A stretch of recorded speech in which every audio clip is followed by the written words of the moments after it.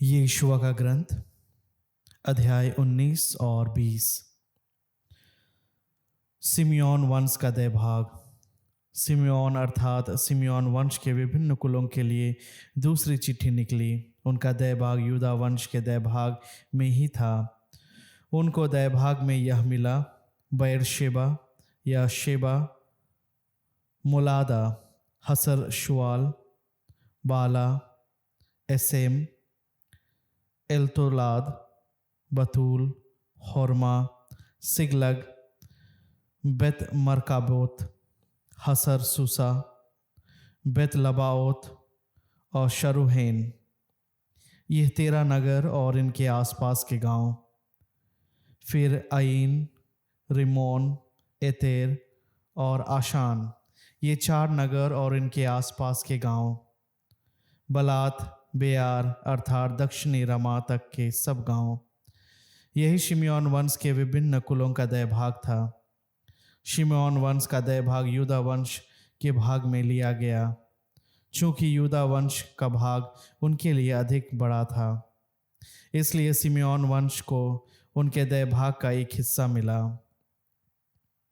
जबूलून वंश के विभिन्न कुलों के लिए तीसरी चिट्ठी निकली। उनके दय भाग की सीमा शरीत तक थी। वह सीमा पश्चिम की ओर मरआला तक और दबाशोत को छूती हुई योकनाम के पूर्व के नाले तक जाती थी। वह शरीद से विपरीत दिशा में पूर्व की ओर अर्थात सूर्योदय की ओर किशलोत तबोर की सीमा तक जाती, फिर दबरात की तरफ जाकर यफिया पहुंचती थी। वह वहाँ से पूर्व की ओर गात हेफेर और एतकशीन तक और फिर रिमोन तक पहुँचती थी। तब वह नेया की ओर मुड़ जाती थी। फिर वह उत्तर की ओर मुड़कर हनातोन तक जाती और यफ्ता एल की घाटी में समाप्त होती थी। फिर कटात, नहलाल, शिमरोन, यदला और बेतलेहम। कुल मिलाकर ये 12 नगर थे और इनके आसपास के गांव। यही जबूलून वंश के विभिन्न कुलों का दय भाग था, अर्थात ये नगर और इनके आसपास के गांव।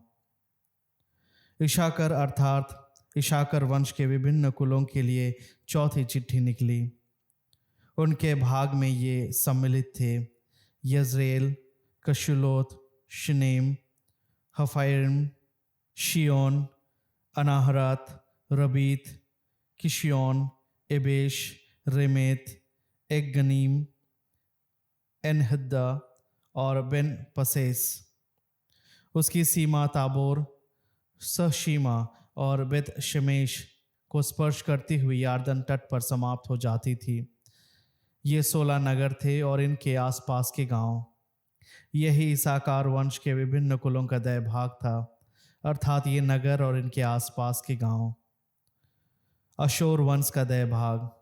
अशोर वंश के विभिन्न कुलों के लिए 5वीं चिट्ठी निकली। इनके भाग में हेलकत, हली, बेटेन, अक्षाफ, अल्लामेलेक, अमात और मिशआल सम्मिलित थे।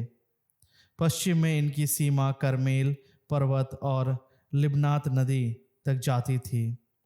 फिर यह पूर्व की ओर मुड़कर और बेत दगोन तक जाकर तथा उत्तर में जबूलून और यफ्ताएल की घाटी को स्पर्श करती हुई बेत एमेक और नयेल की ओर जाकर उत्तर दिशा की ओर बढ़ती हुई उत्तर में काबुल तक पहुंचती थी।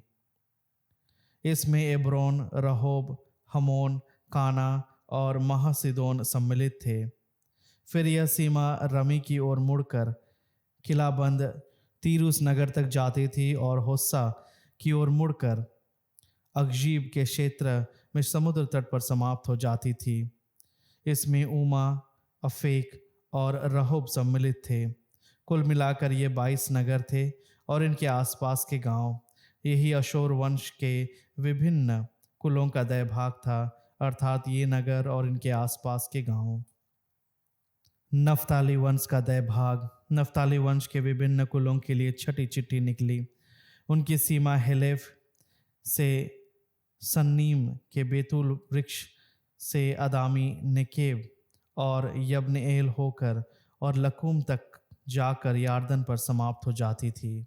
फिर वह पश्चिम की ओर मुड़कर अंजोत ताबोर से होती हुई वहां से हुकुम पहुंचती थी। वह दक्षिण में जबूलून और पश्चिम में अशोर और पूर्व में यार्दन के किनारे पर यूदा को स्पर्श करती थी। किलाबंद नगर ये थे: सिद्दीम, सेर, हम्मत, रक्कत, किनेरेत, अदामा, रमा, हसोर, केदेश, एद्रोई, एन हसोर, यिरओन, मिगदलियल, होरेम, बेत अनात और बेत शेमेश। ये 19 नगर थे और इनके आसपास के गांव। यही नफ्ताली वंश के विभिन्न कुलों का दय भाग था। यही नगर और इनके आसपास के गांव।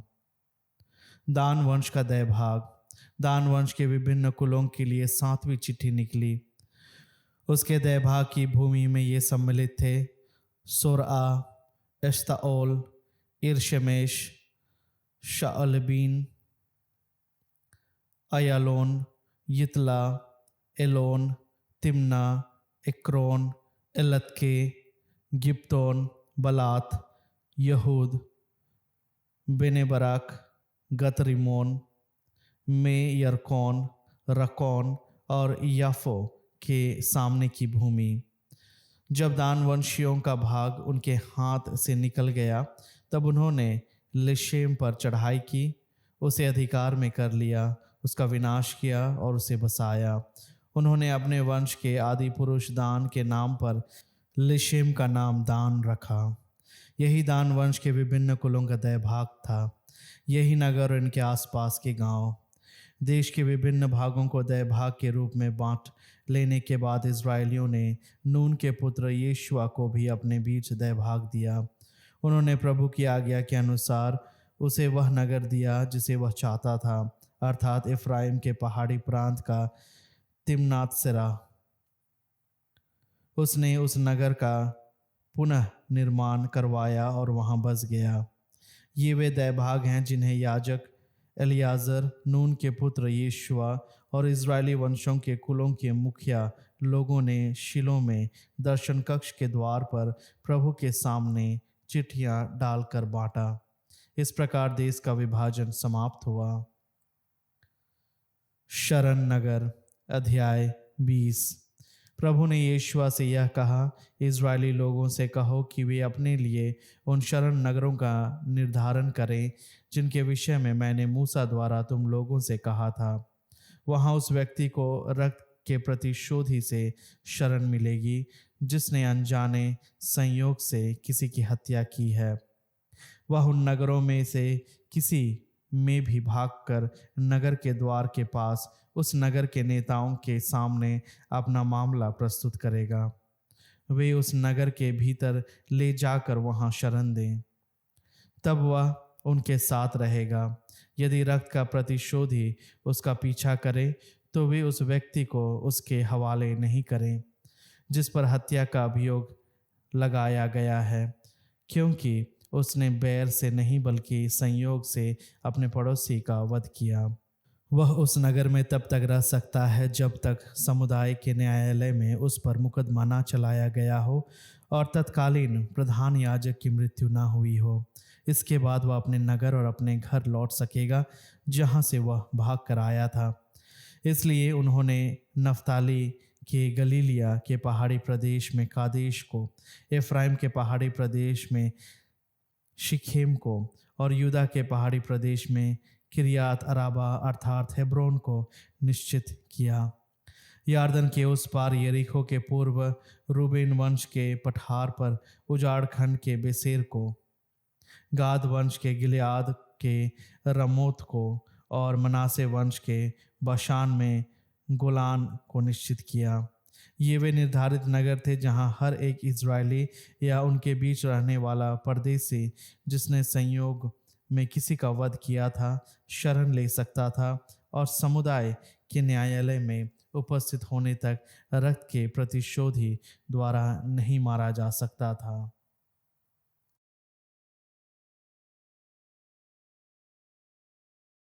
स्तोत्र ग्रंथ अध्याय 112। आलेलुया।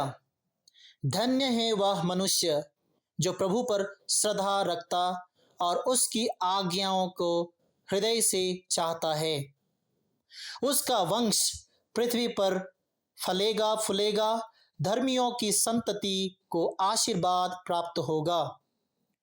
उसका घर भरा पूरा होगा, उसकी न्यायप्रियता सदा बनी रहती है। वह धर्मियों के लिए अंधकार का प्रकाश है।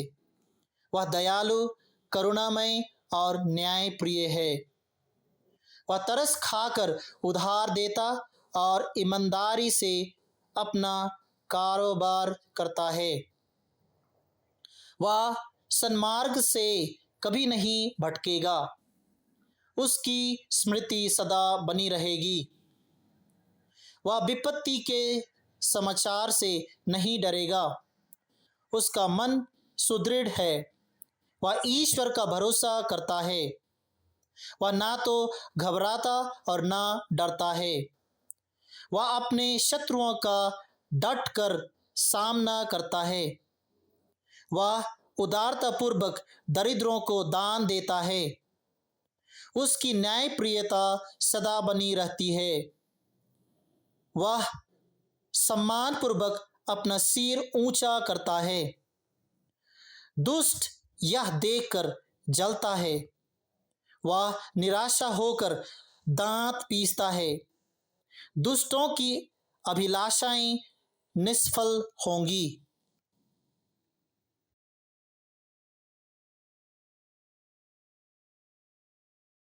गलतियों के नाम संत पौलुस का पत्र, अध्याय 3, विश्वास द्वारा ही आत्मा का वरदान। ना समझ गलतियों, किसने आप लोगों पर जादू डाला है? आप लोगों को तो सुस्पष्ट रूप से यह दिखलाया गया कि ईसा मसीह क्रूस पर आरोपित किए गए थे। मैं आप लोगों से इतना ही जानना चाहता हूं, आपको संहिता के कर्मकांड के कारण आत्मा का वरदान मिला या सुसमाचार के संदेश पर विश्वास करने के कारण? क्या आप लोग इतने न समझ हैं कि आपने जो कार्य आत्मा द्वारा प्रारंभ किया उसे अब शरीर द्वारा पूर्ण करना चाहते हैं? क्या आप लोगों को व्यर्थ ही इतने वरदान प्राप्त हुए? मुझे ऐसा विश्वास नहीं है।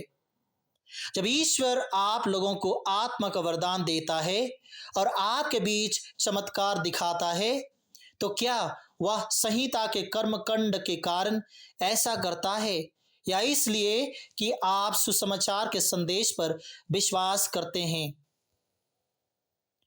इब्राहिम से की गई प्रतिज्ञा और विश्वास।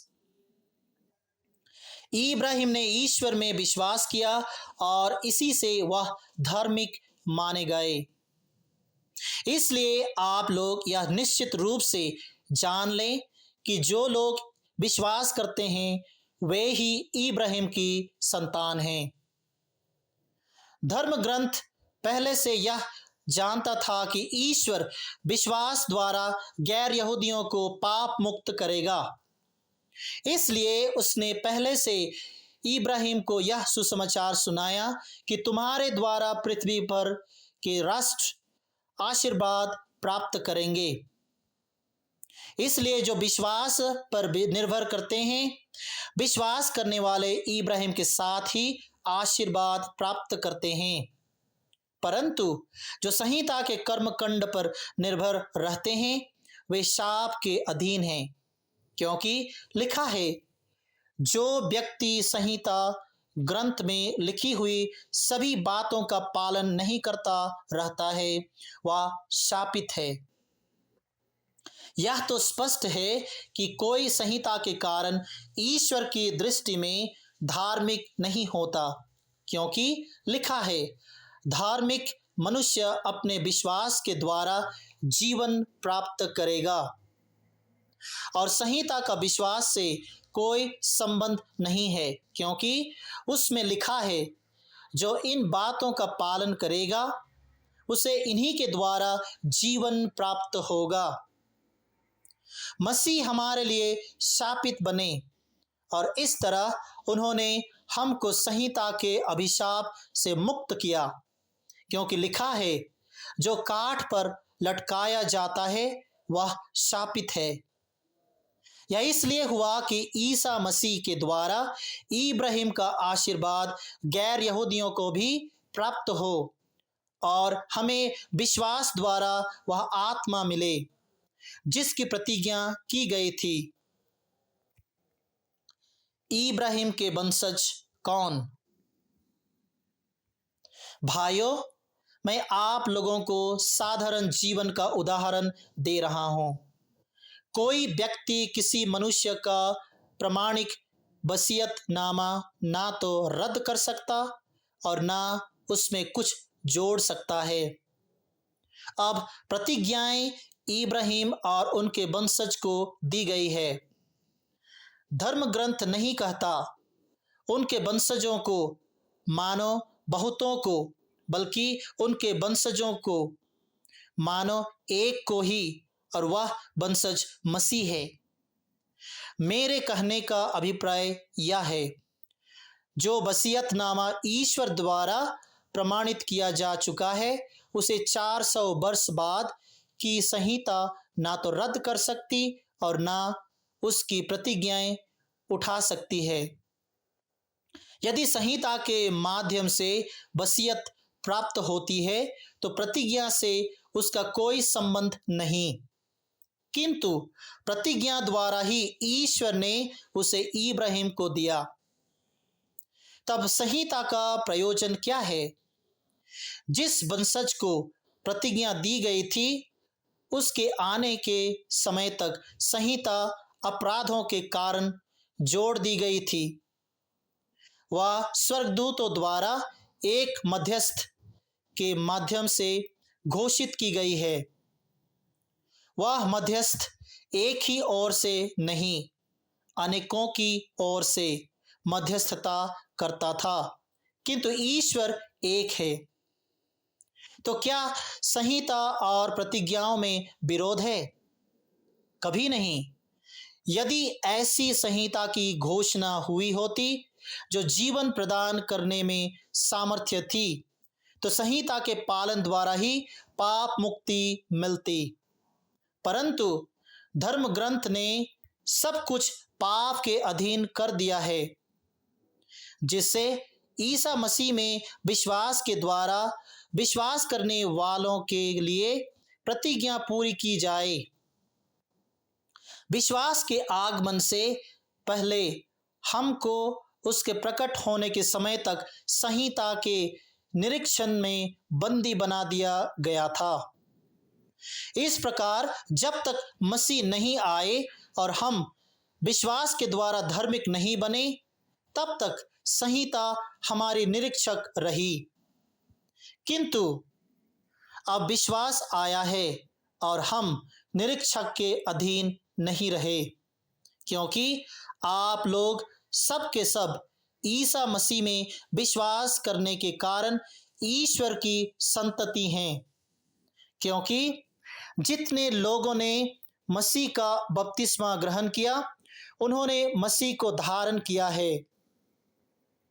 अब ना तो कोई यहूदी और ना यूनानी, ना तो कोई दास है और ना स्वतंत्र, ना तो कोई पुरुष है और ना स्त्री, आप सब ईसा मसीह में एक हो गए हैं। यदि आप लोग मसीह के हैं तो इब्राहिम की संतान हैं और प्रतिज्ञा के अनुसार उनके उत्तराधिकारी।